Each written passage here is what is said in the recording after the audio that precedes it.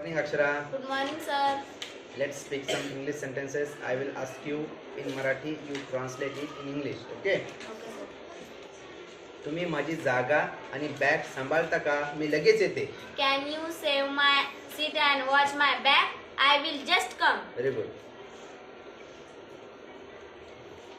मला शाळेने का फोन केला? Where did the school just phone me? मी हे कुठे ठेवू? Where do I put this? ये माझ्या डोक्यावर ठेव. Come, put on my head. Very good. आम्ही रांगोळी बनवत आहोत. We are making rangoli.